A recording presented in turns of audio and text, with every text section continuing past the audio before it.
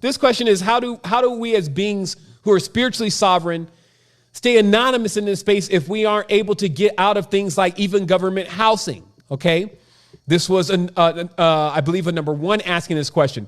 There was another question similar to this from another number one. It says, basically, my question is around sovereignty, specifically being an actual recognized sovereign by law.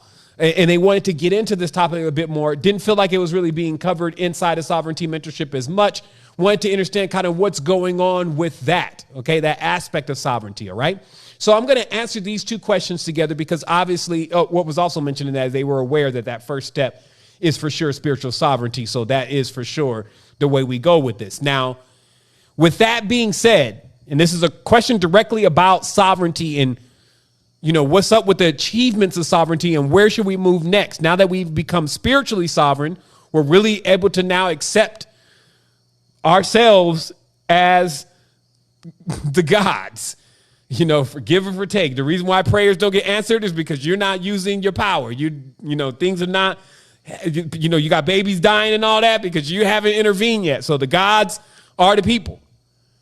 So with that spiritual sovereignty and not making it something else's fault or responsibility to get you to the next stage or to the next level, and you take all that back inside of you as the ancestors designed you to do.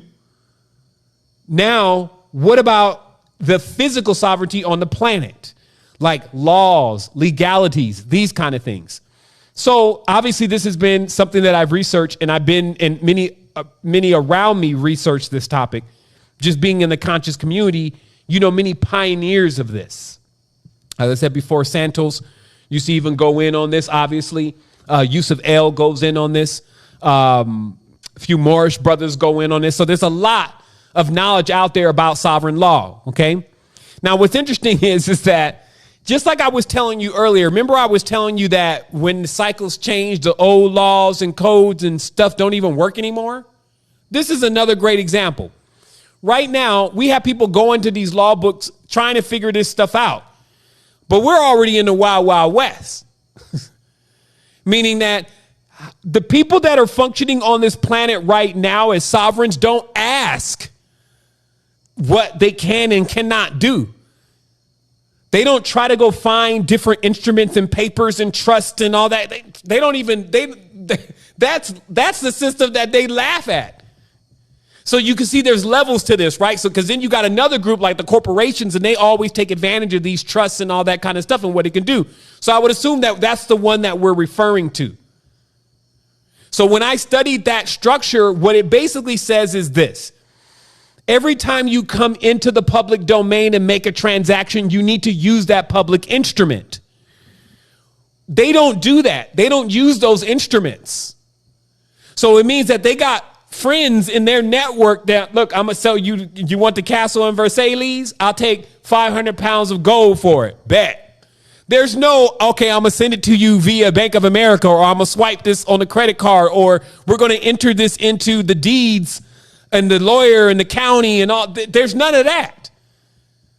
And that's what allows them to operate privately. And because they're operating privately, they're basically what you would say is sovereigns. They do what they want to do. So I want to make this very clear that when I started digging deep into this, I found that there was a few levels. Now, obviously, you want to make a climb, trying to just go right to the end point. It's not feasible. So the first part is one, realizing that for this to ultimately work, you need to then begin to transact in a private currency.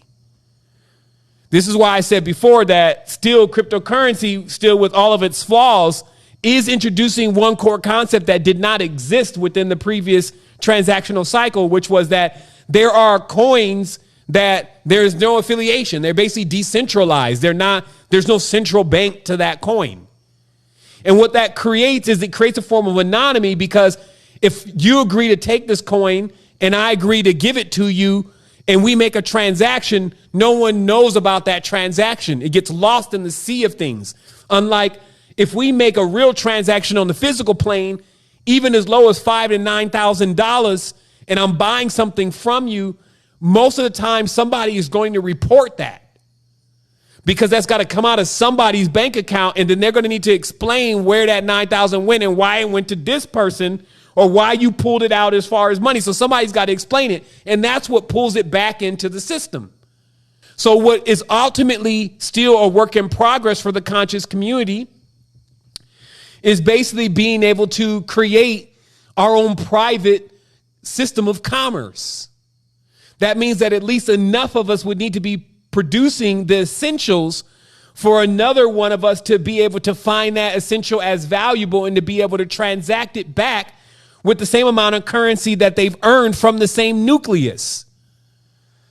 Now, again, it's 2020. So doing this on a farm is totally different than doing this in a digital sphere. We could do this on a farm with different animals and different crops and different foods and things that we find vital to our life. But in the actual matrix structure or the artificial matrix with the digital, now we have to basically figure out what is the digital equivalent of that. That's also possible. And that's also called a DApp. A DApp is a decentralized application. So right now we're seeing the highest adoption of decentralized applications in the world as that we've ever seen in history. Because one, it was not even something that was put into the public and that was ever offered. And two, it wasn't something that other people could even get involved in. So now we see decentralized applications being built. So within a short period of time, you should be able to get the things that mean the most to your life in some type of to your life and survival in some kind of private form of transaction.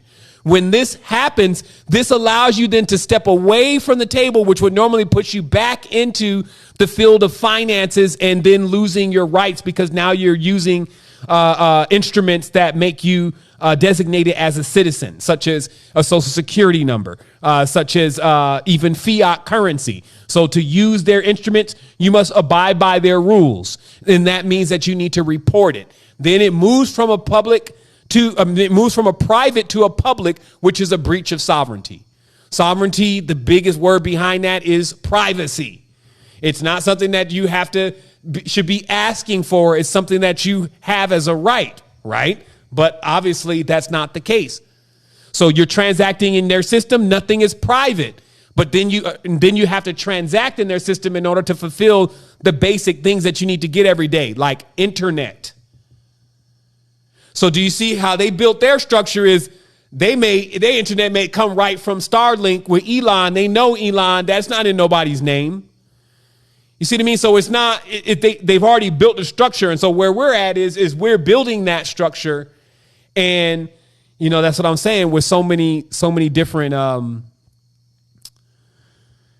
just the relentless attacks on the conscious community and the consciousness overall. It has at times us focusing on things that are not as imperative to how we can really change our future. And, that's just what I saw. Like, I really saw people focusing more on, I don't know, even chanting and stuff like that. And that's great. You spend 3 hours chanting, but the kids are still like in the street with no curriculum and you know what I mean? So it was just like the priorities were off. Like I saw a lot of these pacifist movements and those kind of things were still alive today within things like the New Age movement and community that was just totally disarming people. And because they had that same opiate of the masses, they felt like it couldn't happen to them. Meaning that, sometimes, you could be so high and holy with your cross. You could be like, well, nothing can ever destroy us or kill us or take us away. And you never realize that it's already doing that. Some of this stuff is extremely poisonous to a person's growth if they can't get off the drug. All of us do need from time to time. Like I know some folks that they're better off Christians right now than what they was doing before. This is clearly an upgrade. But if they can't get off of it, though, then but that's how everything is. That's why I always say, man, you got to keep this thing moving because it's always moving. And then you need that ejector seat to where you can just come into the space where you're unmovable, right?